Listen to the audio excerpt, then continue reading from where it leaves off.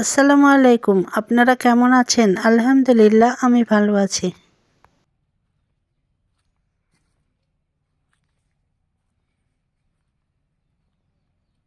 শীতের বিকেলে এদের কাজ শুরু হয়। প্রতিটা খেজুর গাছ বড় হোক ছোট হোক সেখানে উঠে গাছের ডালগুলো ছেঁটে রসের জায়গাটা বের করা। এই যে গাছটায় উঠছে সেই খেজুর গাছটা দেখবেন অনেক বড় গাছ, সেখানেই উঠছে তারা।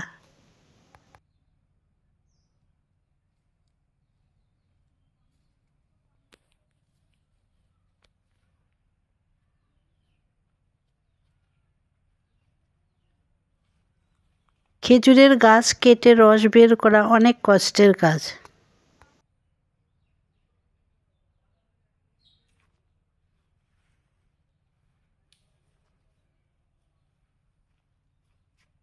অনেক সাবধানে উঠছে, আরও উপরে ওঠার পর দড়ি দিয়ে নিজেকে গাছের সঙ্গে সিকিউরিটি বাঁধন দিয়ে রাখবে।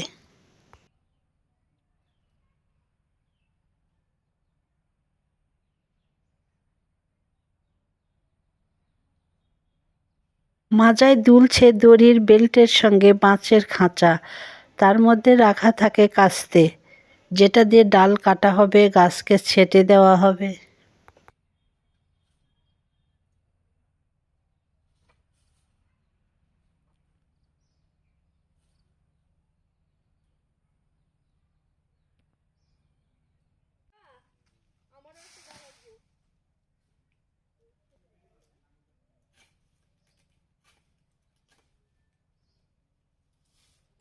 এখন সে একদম উপরে উঠে নিজেকে গাছের সঙ্গে বেঁধে রেখে কাস্তে দিয়ে গাছের ডালগুলো পরিষ্কার করছে। রস লাগানোর জন্য যেই জায়গাটা সেটা ফাঁকা করে দিচ্ছে।